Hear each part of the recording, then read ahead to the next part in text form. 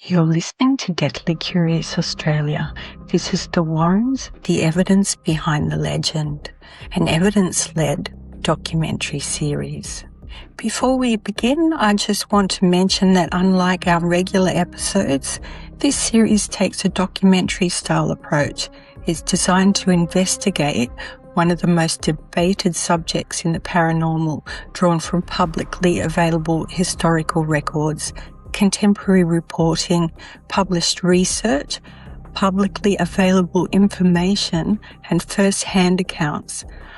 My role is to simply bring those sources together, examine them critically, and present them as fairly and accurately as possible. The aim isn't to convince you what to believe, but to examine the evidence with an open mind.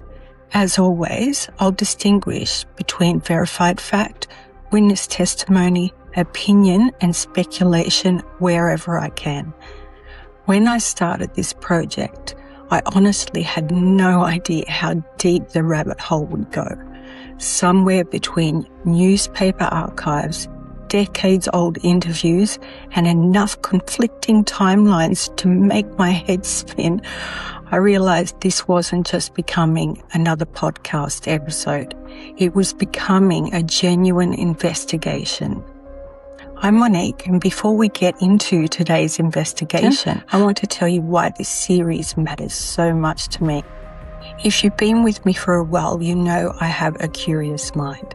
It's probably why I started this podcast in the first place. I love the stories, the history, and the mystery, but even more than that, I love asking questions. As a paranormal investigator and as someone who's experienced things I still can't fully explain, I've found myself living in a space that isn't always easy to describe. I don't believe every paranormal claim I hear. I also don't dismiss every unexplained experience simply because we don't yet understand it. Curiosity lives somewhere between belief and disbelief. That's where I've always felt most comfortable, and it's exactly where this investigation begins. Over the years, I've investigated haunted locations, spoken with witnesses, listened to extraordinary stories, and experienced moments that have truly challenged the way I see the world. But no matter how strange an experience might be, I've always believed every claim deserves the same question. What does the evidence tell us? There are very few names in the paranormal that generate as much fascination, admiration, criticism, and debate as Ed and Lorraine Warren. Depending on who you ask, they were pioneers, or storytellers, or devoted investigators, or master showmen. Maybe they were a little of several of those things. The truth is, before I started researching this series, I realized something. I've heard plenty of opinions. I've watched the documentaries. I've seen the movies, and I've listened to people passionately defend them. I've listened to others dismiss them completely, but I hadn't done what I enjoy most. I hadn't gone back to the beginning. I hadn't followed the evidence myself. So that's exactly what we're going to do. Across this special series, we'll trace the Warrens' story from the very beginning. We'll look at who they really were, how they built their reputation, the investigations that made them famous, the people who supported them, the critics who challenged them, and the evidence that still fuels debate decades later. This isn't going to be a defense of the Warrens. It isn't going to be a takedown either. It's an investigation. Some questions will answer. Others may leave us even more to think about. And I'm okay with that, because I've learned that not every mystery ends with certainty. Sometimes the most honest answer an investigator can give is I don't know.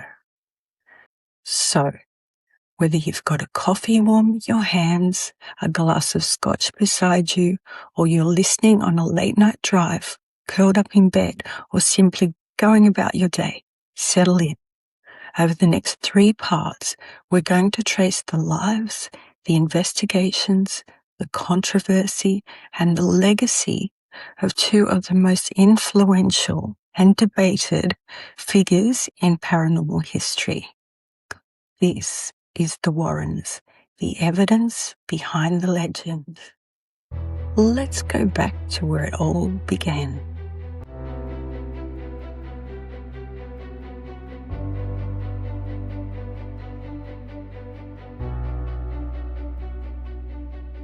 For more than half a century, Ed and Lorraine Warren investigated reports of hauntings, possessions, and unexplained phenomena across the United States. Their work inspired best-selling books, documentaries, and one of the most successful horror franchises in cinema history. To some, they were compassionate investigators who helped families during some of the darkest moments of their lives. To others, many of their investigations and conclusions remain deeply contested. More than 2 decades after Ed Warren's death and years after Lorraine's passing, debate surrounding their work remains as passionate as ever. So, who were they really? To answer that question, we have to put aside everything we think we know. Every investigation has to start somewhere. In this case, it begins not with a haunted house or a possessed doll, but with 2 young people growing up in Connecticut, decades before the world knew their names. This episode isn't an attempt to prove or disprove the paranormal, nor is it an attempt to defend or discredit the Warrens. Instead, we're approaching their story the same way we would approach any investigation, by asking what can be established, what remains disputed, and where the evidence leads.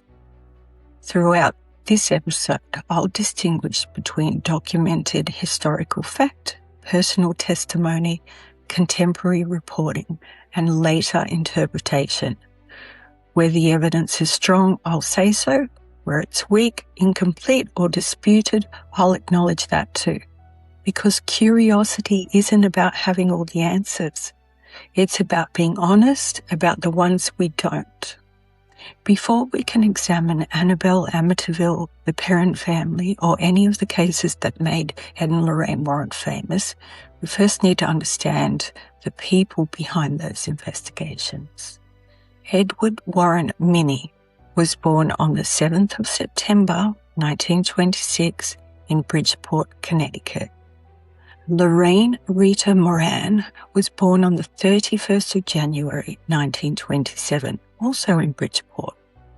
Those details were well documented and marked the beginning of a partnership that would span more than 6 decades. By the time their work reached international audiences, they would be known as paranormal investigators, authors, lecturers, a self-described demonologist, and a clairvoyant. But those labels raise as many questions as they answer. What did Ed Warren mean when he called himself a demonologist? What exactly did Lorraine claim she could do? How did they investigate reports of the supernatural? Were their methods consistent? How much of their reputation was built on documented investigations, and how much was shaped by books, television, media attention, and later, Hollywood? Those are the questions we'll explore over the course of this investigation. Some of the answers are surprisingly straightforward. Others remain deeply contested. And as we'll discover, understanding the Warrens means separating history from legend, carefully, respectfully, and one piece of evidence at a time.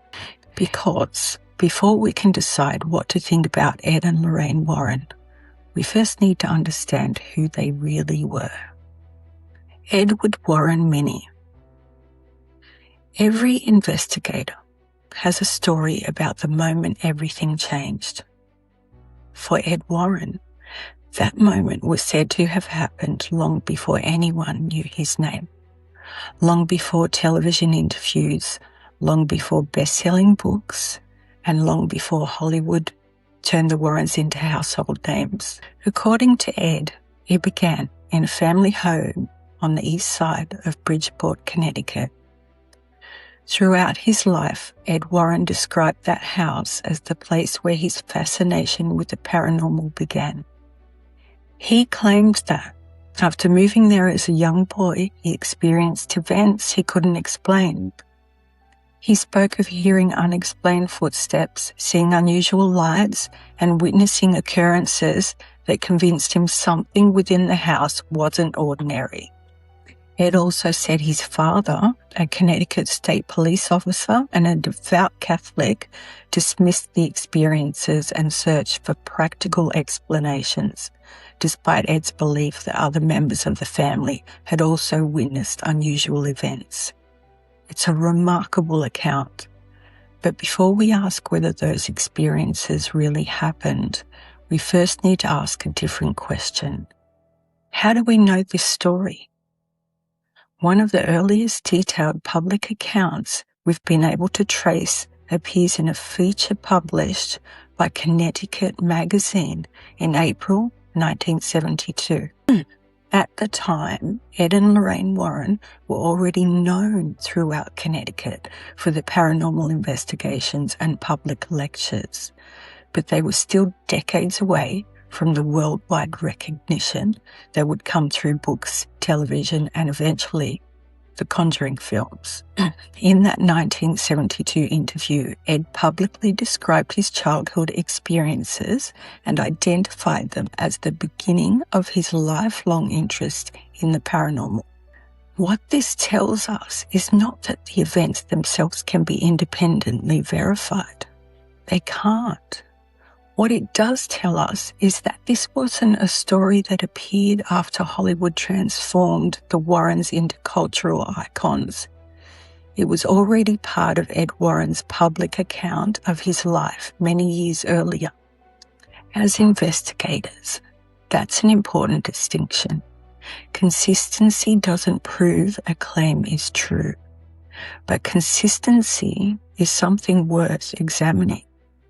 Throughout this investigation, we'll often find ourselves asking two different questions. Did something happen? And how long has the story remained consistent? Those aren't the same question, and they don't always lead to the same answer. Sometimes understanding a person begins by listening carefully to the stories they told about themselves. Other times it begins by looking beyond those stories. As investigators, we'll do both. So, who was Edward Warren Minnie before he became Ed Warren?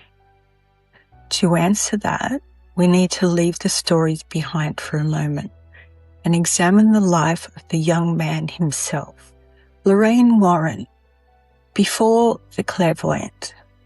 If Ed Warren became known as the investigator, Lorraine Warren became known as the woman who said she could perceive what others couldn't. And it was a claim that would eventually shape every investigation they undertook together. But long before the lecture theatres, long before television appearances, and long before Hollywood introduced her to millions of people, Lorraine was simply a young girl growing up in Bridgeport, Connecticut.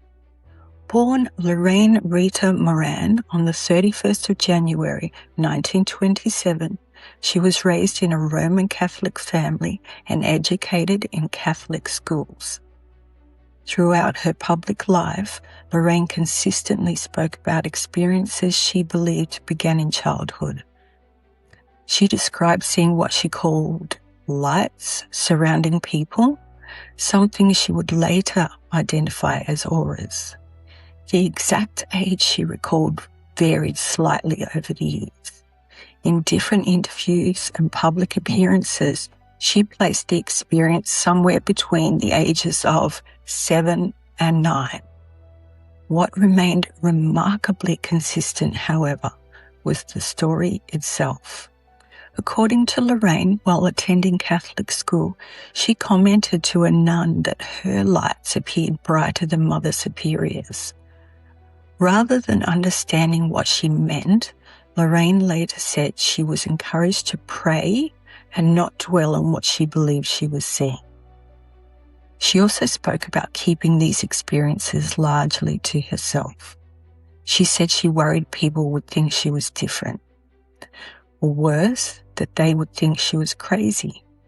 Based on the historical sources currently available, the earliest accounts we've been able to trace come from interviews and public appearances later in Lorraine's life, rather than from the time the events were said to have occurred. Across those interviews, the central account remains largely unchanged, even though small details such as her age at the time vary slightly. As investigators, that's an important distinction. It doesn't independently verify Lorraine's experiences, nor does it invalidate them. It simply tells us that the historical record relies primarily on Lorraine's own recollections rather than contemporary documentation. Unlike Ed's childhood story, which centered on a place, Lorraine's centered on perception. She believed she experienced the world differently from those around her. That belief would become central to the role she later played in thousands of paranormal investigations alongside Ed. Whether those experiences represented clairvoyance, another psychological or personal experience, or something else entirely, is a question the historical record alone cannot answer. What it can tell us is how Lorraine described the beginning of her journey and how consistently she continued to tell that story throughout her public life. If Ed brought research, interviews, and religious study to an investigation, Lorraine brought her claimed ability to perceive what others could not. Understanding that partnership is essential because before we can examine the Warrens' investigations, we first need to understand the roles each of them believed they played within them. There's one word that has become almost impossible to separate from Ed Warren: demonologist. You'll find it in newspaper articles, on book covers, in documentaries, on television, and throughout the Conjuring films. It becomes so closely linked to his name that most people, including me, rarely stop to ask what it actually means. I'll admit something. Before I began researching this chapter, I assumed demonologist was an official title. I imagined there must be formal training, qualifications, perhaps even recognition by the Catholic Church. It seemed like one of those titles people don't simply decide to give themselves. But the deeper I dug, the more complicated that assumption became. And I think it's only fair to tell you where I stand. I don't personally subscribe to the idea that demonic forces are the best explanation for many of the experiences people report. But this documentary isn't about proving my beliefs. It's about testing them against the evidence. If the evidence challenges my assumptions, then that's where I'll follow it. So, rather than asking whether Ed Warren deserved the title, I started with a much simpler question. What is a demonologist? Historically, demonology is the study of demons. It has existed for centuries within the religious and theological traditions exploring beliefs about demonic beings, their origins, their nature, and the role they're believed to play within different faiths. At first glance, that seems straightforward. But almost immediately I discovered another distinction that changes the conversation. A demonologist and a Catholic exorcist are not the same thing. According to the Catholic Church, a major exorcism may only be carried out by a priest who has received the express permission of his bishop. Before that point, cases are expected to undergo careful investigation, including medical, psychological, and psychiatric assessment where appropriate. The Church emphasizes caution, discernment, and formal authority before concluding that a person is genuinely experiencing demonic possession. That raised another question for me. If the Church formally appoints exorcists, does it also appoint demonologists? After tracing the available evidence, I couldn't find support for that conclusion. What I found instead was that Ed Warren was consistently described as a self-taught demonologist. Not an ordained priest, not a church-appointed exorcist, a layman who devoted decades to studying what he believed were demonic forces. Even Tony Spera, Ed and Lorraine Warren's son-in-law and the current director of NESPA, makes that distinction. In his words, a demonologist studies demons, an exorcist expels them. They're different roles. And according to Spera, Ed never claimed the authority that comes with priestly ordination. That was an important discovery because it shifted my investigation away from asking whether Ed was authorized by the Church and towards understanding how he understood his own work. Fortunately, Ed answered that question himself. In interviews during the early 1980s, he explained that while a parapsychologist approach reported hauntings from a scientific perspective, a demonologist looked specifically for what he believed were preternatural or supernatural causes, with a particular focus on inhuman spirits. Whether you agree with that distinction or not, it tells us something important. Ed wasn't simply using an impressive title. He believed it described a specific area of study. The next surprise came when I looked at how the title appeared publicly. One of the most valuable sources I've examined is a 1972 Connecticut magazine profile written before the Warrens became internationally famous. It discusses demons, it discusses investigations, it presents Ed and Lorraine as experienced researchers, but it doesn't build the story around the title demonologist. By the end of the 1970s, that had changed. Newspapers casually referred to Ed as a demonologist by trade, often without explaining the term at all. By the early 1980s, it became inseparable from his public identity. That evolution is fascinating. It suggests the title didn't simply appear overnight. It became part of the way the public understood Ed Warren as his reputation grew. And that's important, because whether we realize it or not, titles shape trust. They shape authority. And they shape the way we interpret everything that follows. One question remained. Was there evidence that the Catholic Church officially recognized Ed Warren as a demonologist? Despite extensive research, I couldn't find any documentation showing that the Church formally conferred that title on him.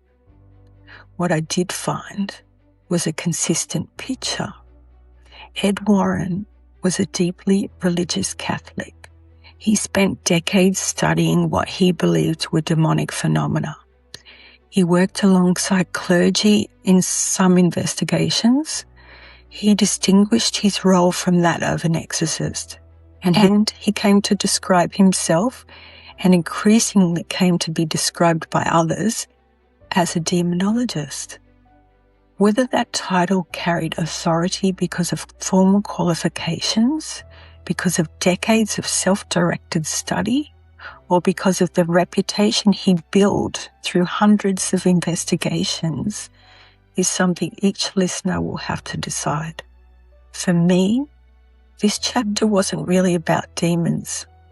It was about a word, a single title that shaped the way millions of people came to see Ed Warren.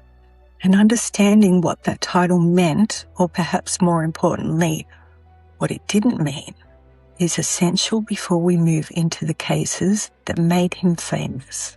Because every investigation that follows is viewed through that lens. And now, at least we understand where that lens came from.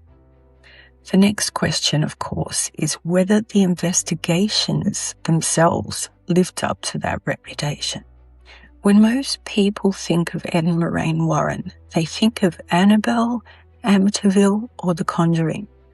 But those cases didn't appear out of nowhere. Long before Hollywood, best-selling books, or international headlines, Ed and Lorraine Warren were travelling the roads of New England, quietly investigating reports of strange and unexplained events. It was during these years, largely forgotten outside Warren biographies, that they developed the methods, relationships, and reputation that would define the rest of their careers. Ironically, these are also the hardest years to reconstruct. The Warrens would later say they investigated hundreds and eventually thousands of reports. Yet when you begin searching for surviving records from the 50s and 60s, the paper trail is surprisingly thin. Contemporary newspaper coverage is limited. Many early investigations were never widely documented, and much of what survives comes from later interviews and recollections rather than original case files. That doesn't mean those investigations never happened. It simply means the historical record is incomplete. What can be established is that after returning from military service, Ed Warren pursued a career as an artist, while he and Lorraine travelled throughout New England. According to the Warrens, it was Ed's artwork that became the unlikely doorway into the paranormal. He regularly scanned local newspapers for reports of allegedly haunted homes or unexplained events. When a story caught his attention, he would drive to the property, paint or sketch the house, then knock on the front door and present the artwork to the owners as a gift. It was an unusual introduction.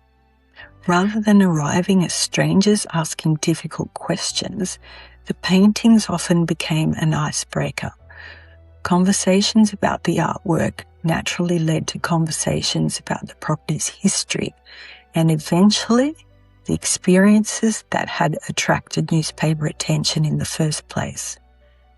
If the family was willing, those conversations sometimes developed into a formal investigation. In 1952, Ed and Lorraine formally established the New England Society for Psychic Research, better known as NESPA. Their stated aim was to investigate reports of paranormal activity, document witness testimony, and where they believed it appropriate, work alongside members of the clergy.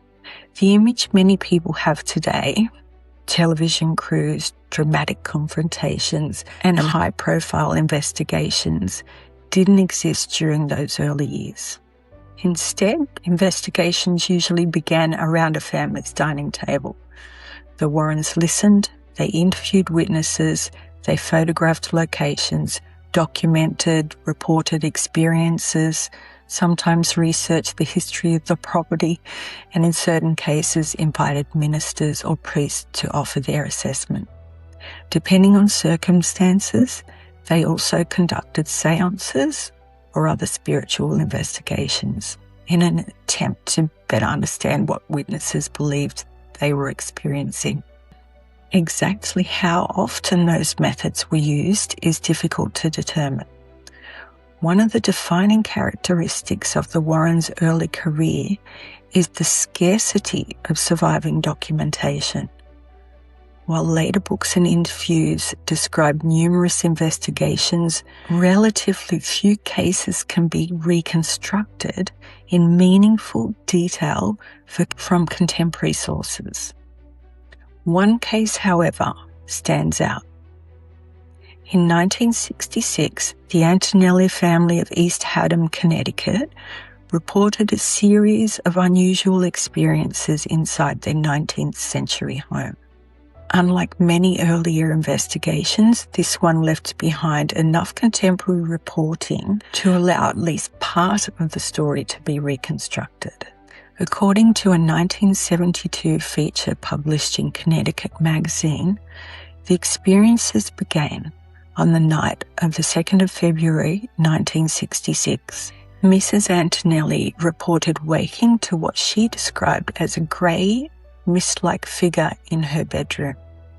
Over the months that followed, the family claimed to experience objects apparently moving on their own, unexplained sounds, and a growing feeling that something unusual was occurring inside the house. The Warrens were later invited to investigate. A local minister participated in a séance, and the investigation also attracted the attention of the day newspaper.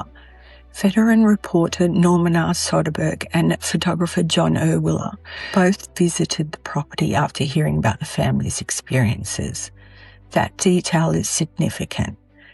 It places independent journalists at the scene years before the Warrens became internationally famous. Their presence doesn't verify that paranormal activity occurred, but it does independently confirm that the investigation itself took place and that it attracted genuine local media interest.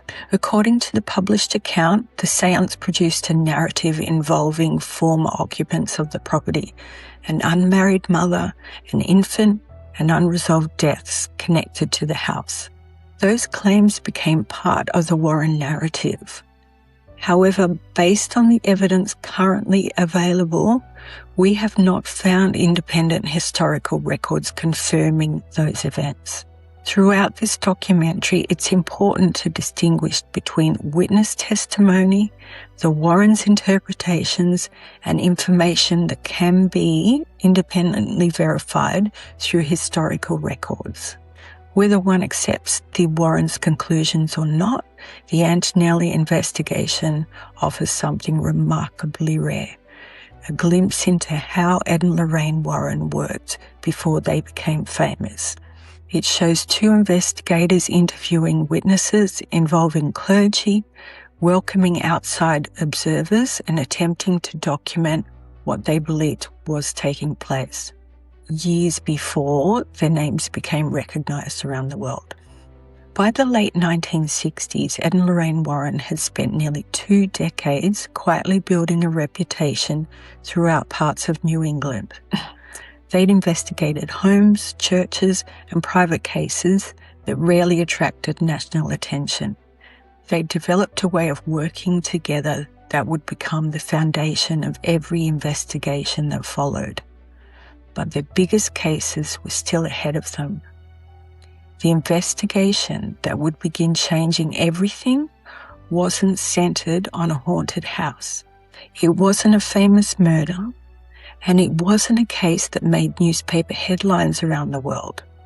It began with something sitting quietly in the corner of a room, a simple Raggedy Ann doll. In the next episode, we'll examine the first case that truly brought the Warrens' investigative methods into the public eye and ask a question that will shape the rest of this documentary. What happens when an ordinary object becomes one of the most famous haunted artifacts in the world? But Annabelle was only the beginning. As the Warrens' reputation grew, so too did the scale of the investigations that came their way. With each new case came greater public attention, increasing media interest, and a growing divide between those who believed they were helping families in crisis and those who questioned their methods and conclusions. In part 2, The Rise of the Warrens, we'll follow that journey as local investigators become national figures and eventually international names. We'll examine the investigations that cemented their reputation, the media attention that fueled their rise, and the cases that would define their legacy for decades to come. I'll see you next week.